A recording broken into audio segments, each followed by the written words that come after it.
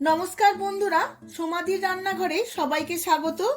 আশা করছি আপনারা সবাই খুব ভালো আছেন।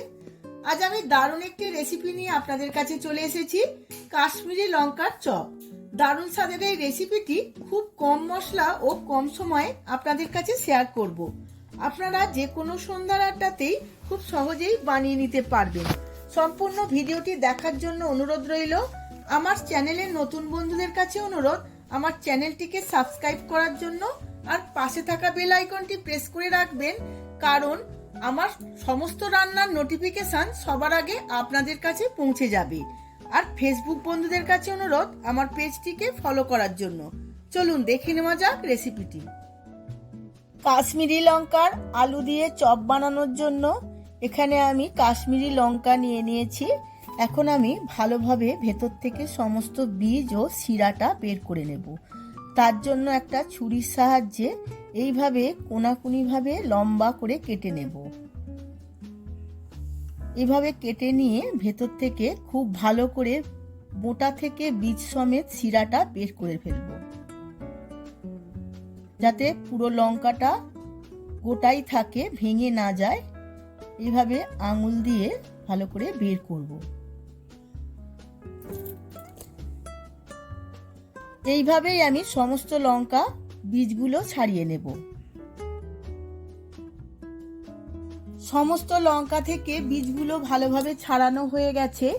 এবার আমি লঙ্কার চপের জন্য একটা ব্যাটার বানিয়ে নেব।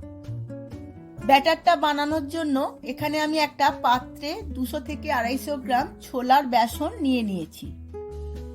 এই বেসনের মধ্যে দিয়ে দেব 2 চামচ চালের গুঁড়ি। চালের গুঁড়িটা দিলে খুব ক্রিস্পি হবে। আর দেব স্বাদ মতো নুন, দেব অল্প একটু হিং, আর দিয়ে দেব একটু খাবার সোডা, আর দেব আদা রসুন বাটা হাফ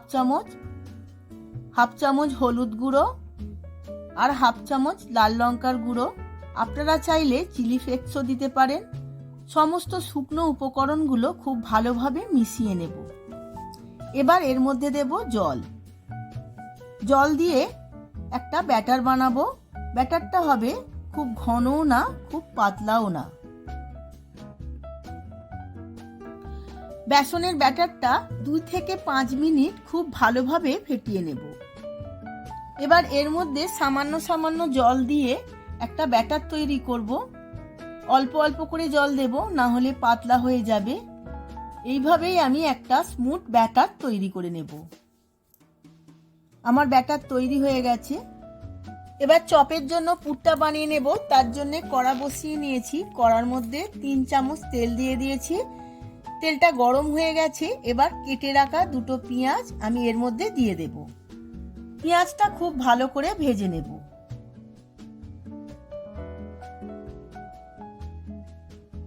পেঁয়াজটা হালকা বাদামি করে ভাজা হয়ে গেছে। এর মধ্যে দিয়ে দেব 1 চামচ আদা রসুন বাটা।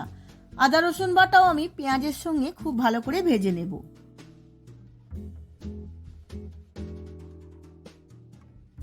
পেঁয়াজ আদা রসুন খুব ভালো করে ভাজা হয়ে গেছে। এর মধ্যে দিয়ে দেব 3-4টে কাঁচা লঙ্কা কুচোনো, আর দেব 1 চামচ হলুদ, হাফ চামচ গরম মশলার গুঁড়ো, আর হাফ চামচ চাট মশলার গুঁড়ো। সমস্ত উপকরণগুলো খুব ভালো করে ভেজে নেব। মশলাটা ভাজা হয়ে গেছে। এবার দিয়ে দেব সেদ্ধ করে ম্যাশ করে রাখা আলু। আমি এখানে 4টে আলু সেদ্ধ করে ম্যাশ করে নিয়েছিলাম। এবার দিয়ে দেব স্বাদ মতো নুন, আর হাফ চামচ বিট লবণ।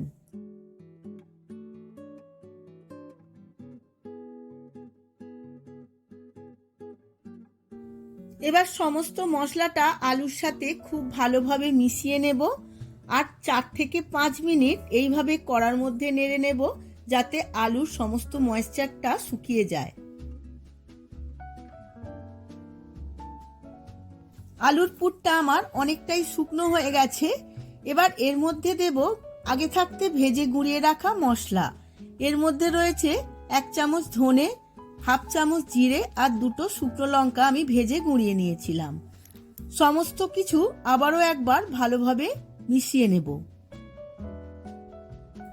সমস্ত কিছু খুব ভালোভাবে মেশানো হয়ে গেছে। এবার দিয়ে দেব 1 থেকে 1.5 চামচ লেবুর রস। এই লেবুর রসও আমি সমস্ত কিছুর সাথে আবারও ভালো করে মিশিয়ে নেব। পুরটা রেডি হয়ে গেছে। এবার সমস্ত লঙ্কাগুলোর মধ্যে এই পুরটা ভরবো। একটা লঙ্কা নিয়ে নিয়েছি। দেখুন বন্ধুরা, এইভাবে পুরটা আমি লঙ্কার পেটের মধ্যে ভালোভাবে ভরবো। কোনো অংশটা যেন ফাঁকা না থাকে, এইভাবে আঙুলে করে চেপে চেপে ভরতে হবে। দেখুন বন্ধুরা, একটা তৈরি করে নিয়েছি, আবারও একটা দেখিয়ে দিচ্ছি। এইভাবে লঙ্কার ভেতরটা ফাঁকা করে আলুর পুরটা পুরো সম্পূর্ণ ভর্তি করে নেব। এইভাবেই আমি সমস্ত লঙ্কাগুলোতে পুর ভরে নেব। সমস্ত লঙ্কাগুলোর মধ্যে পুর ভরা হয়ে গেছে। সমস্ত লঙ্কাগুলো ভাজার জন্য রেডি। বেসনের ব্যাটারটা আমি 10 মিনিট রেস্টে রেখে দিয়েছিলাম। এবার এর মধ্যে দিয়ে দেব গরম তেল 1 চামচ। গরম তেল দিয়ে আবারও একবার গুলিয়ে নেব, যার ফলে সমস্ত লঙ্কার চপগুলো খুব ক্রিস্পি হবে। ব্যাটারটা একদম রেডি হয়ে গেছে। এবার আমি একটা কড়ার মধ্যে তেল বসিয়ে দিয়েছিলাম, তেলটা গরম হয়ে গেছে। এবার পুর ভরা লঙ্কাটা নিয়ে ব্যাটারে ডুবিয়ে আমি এই তেলের মধ্যে ছেড়ে দেব। আমি কড়ার মধ্যে বেশি চপ দেব না, কেন বেশি দিলে গায়ে গায়ে লেগে ভেঙে যেতে পারে। এবার আমি উল্টে নেব। এইভাবে উল্টে পাল্টে ভালো করে ভেজে নেব। এই লঙ্কার চপগুলো ভাজা হয়ে গেছে, এবার তুলে নেব। এইভাবেই আমি বাকি লঙ্কার চপগুলো ভেজে নেব।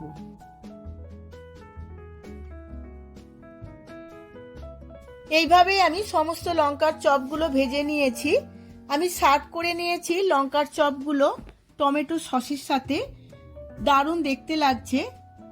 আমার মতো করে আপনারাও বাড়িতে একবার বানিয়ে ফেলুন, আর কেমন হয়েছে কমেন্ট বক্সে কমেন্ট করে জানান। ভিডিওটা যদি ভালো লেগে থাকে ভিডিওটিতে প্রচুর প্রচুর লাইক, শেয়ার, কমেন্ট করবেন।